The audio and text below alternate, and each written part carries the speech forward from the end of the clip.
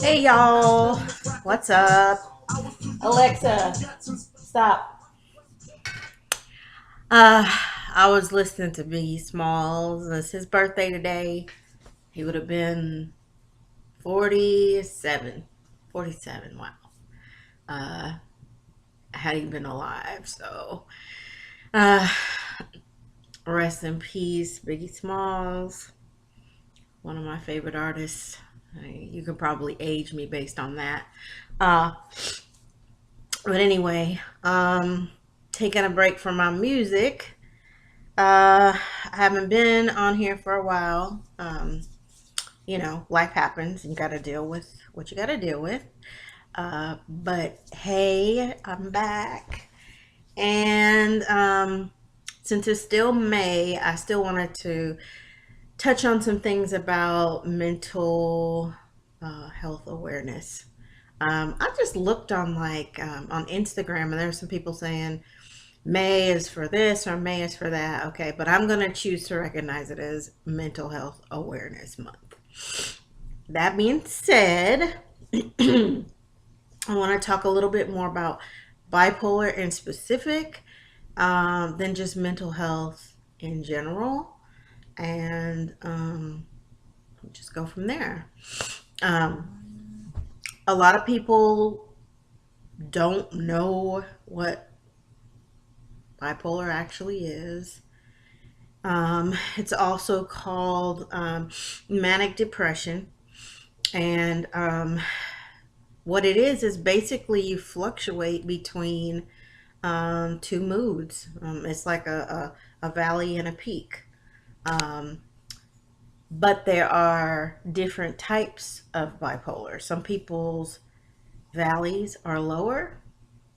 Some people have really low valleys and really high peaks. Some people's peaks are higher.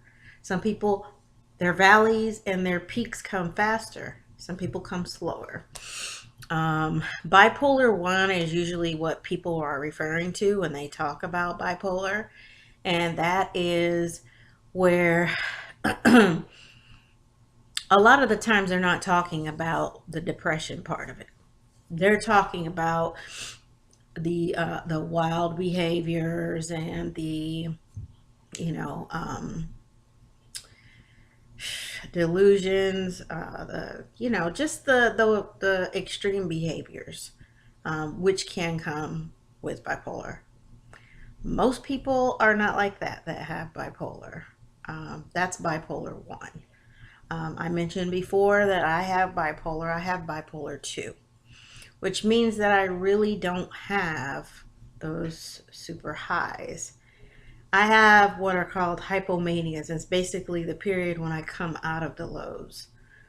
Now, hypomanias can still have periods where you don't sleep or you feel like you don't need to sleep, high irritability. But it's really not too bad in terms of like risky behaviors and things like that. I've never really had anything like that. Some people get really, some people get really, my son just peeked his head in, like I said. If you have kids, they're always going to come in here. Some people get uh, in their manias. They um, are very unpredictable. Um, I've had people in my life with bipolar that, had issues with substance abuse, issues with gambling, hypersexuality, things like that. Um, and then, there's also another bipolar where it's called rapid cycling. There's another one with mixed. I mean, there's so many different bipolars. So when you think about bipolar, somebody tells you they're bipolar, or you think you may be bipolar, consider all of these things. This is like a spectrum kind of disorder. I'm not speaking as a professional right now. I'm speaking as a person who has gone through it and had experiences with it. Um, some people are more on this end, some people are more on this end, but most people are like right in the middle. That's why it really takes a long time to get diagnosed. I was diagnosed with depression for many, many years. And the only reason they found out it was not clinical depression or major depression was because the antidepressants alone were not working for me, and they decided to try me on some mood stabilizers. And once that started happening, they realized, okay, she's got bipolar too. She's more on the depressive end of it. So the reason why I think it's important is because it just goes to show how little we know about these things, even if we have it. There were some things that I just did not know about it until I started experiencing it. And then the doctors would say, oh, that's part of it, and that's this, and that's that. And, um, you just kind of learn to deal with it. Everybody's got something. Um, a lot of people have bipolar that are not, you know, diagnosed. And it's really difficult because then people think that when you have a brain disorder, that, I mean, the symptoms are your behaviors. So they're thinking that you are doing all these things and acting a certain way because you're choosing to, and it's not. It's really because of the lack or the abundance of certain things in your brain. The balance is off. Um, I don't like it when you separate physical health from mental health, because mental health is physical health. It's all together. And one affects the other. Which brings me to my next point. Like, the medications for mental health often bring so many changes to your body. Some just irreversible. For example, I got diabetes from a medication that I was prescribed. Um, there's a few other things that I've had to go through. Me personally, a lot of people will gain weight. My weight will fluctuate. It'll go up, it'll go down, but most of the medications are going to make you gain weight. And unfortunately, some people just choose not to eat at all or drink alcohol or something to take place of it, or to deal with the fact that they're dealing with another weight. But it's really difficult because on one hand you want to be better, but on the other hand, why would you want another disease? Why would you want another condition? So you have to be really careful. Talk to your doctor thoroughly before you start taking something. Ask them about all the side effects, the possibilities. There's a lot of times where I was just like, what are the major side effects? No, ask them what all the side effects could possibly be, because I've gotten things that only 2% of the population that takes the medication get, you know. Um, Talk to them about other conditions, things that you may not think at all are related to the medication. Talk to your doctor about, because it might be, you know. Um, they're making advancements in treatment, um, but at the same time, you're gonna have some side effects. It's important to exercise, whatever works for you, walking, yoga, whatever brings you to a better place mentally and also helps you physically is something you should get in the habit of doing. Get your sleep.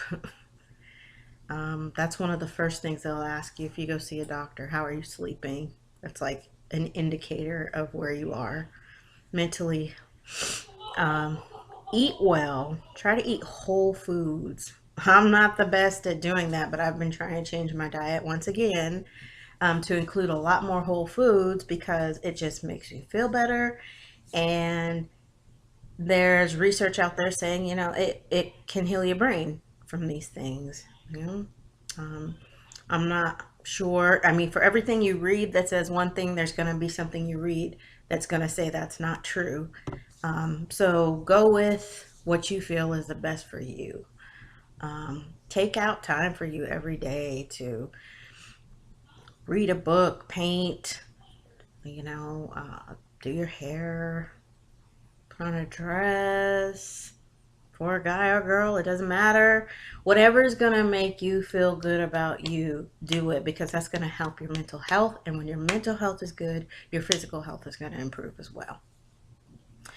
I can't speak enough about mental health. This is something I feel very strongly about, and I talk to my family about this all the time. I talk to basically anybody who will listen who's interested,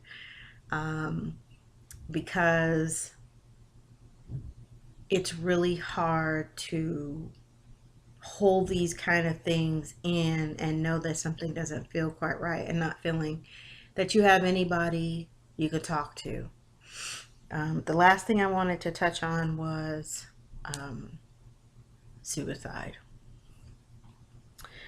Um, I don't know if you've noticed by now, but a lot of people don't say that somebody committed suicide. They say they died by suicide because committed has negative connotations. And I do believe that that's true. I believe that it does have negative connotations to it, but I think the whole general suicide is not how we think about suicide is not going to change just because we change the wording. I think we need to change our whole idea of it.